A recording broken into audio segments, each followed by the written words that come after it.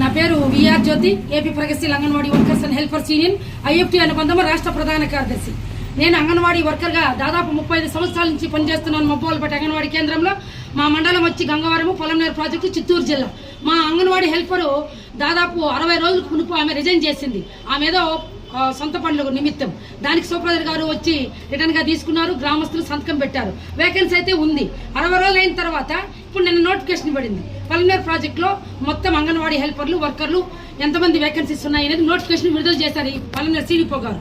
అందులో మొబ్బోలపేట వేకెన్సీని చూపించలేదు. ఎందుకు చూపించలేదు అని అడిగితే ఉన్నటువంటి చంద్రారెడ్డి గారు ఇక కలెక్టర్ గారికి ఫైల్ పెట్టలేదంట.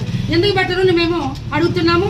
ముఖ్యంగా ఎక్కడైనా GO as per rules and regulations ప్రకారము ఒక అంగన్వాడీ హెల్పర్ కానీ వర్కర్ కానీ ఆమె కానీ రిజైన్ చేసిన తర్వాత 50 రోజులకు కావచ్చు, 1 నెలకు కావచ్చు, వెంటనే కూడా కలెక్టర్ గారికి అప్రూవల్ పెట్టి వెంటనే నోటిఫికేషన్ లో దాన్ని చూపించాలి. కానీ ఇక్కడ ఖర్చు సాధింపులు ఎక్కువైపోయినా నా పైన.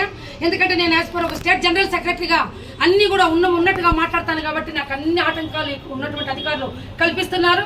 ఎందుకు మీరు ఈ విధంగా నోటిఫికేషన్ మొబ్బోలపేట హెల్పర్ పోస్ట్ లేదనంటే వాళ్ళు ఏమంటున్నారంటే చంద్రారెడ్డి గారు ఫైల్ పెట్టలేదు అంటున్నారు. ఎందుకు చంద్రారెడ్డి గారు ఫైల్ పెట్టలేదని చెప్పి మేము అడుగుతున్నాము.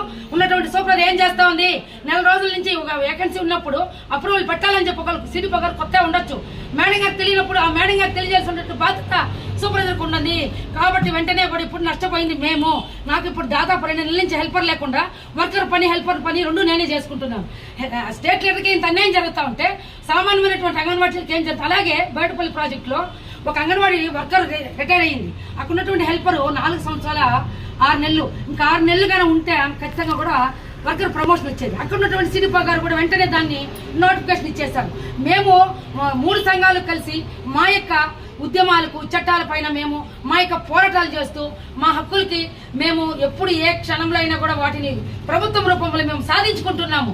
అలాంటి వాటిని జీవోస్, గవర్నమెంట్ ఆర్డర్స్ కానీ, సర్క్యులర్స్ కానీ, మెమోలు కానీ ఇవన్నీ కూడా ఉన్నటువంటి అధికారులు వాటిని పరిశీలన చేయకపోగా అవన్నీ పొంగలో తొక్కినట్టు తొక్కేస్తూ నిజమైనటువంటి వాటిని న్యాయం చేయలేకపోతున్నారు. ఇక్కడ ఉన్నటువంటి చంద్రారెడ్డి గారు ఎవరు సీనియర్ అసిస్టెంట్ కి మొత్తం రాష్ట్రంలో ఒకే జీవో ఉంటుంది, దాన్ని ఫాలో చేయడం లేదు.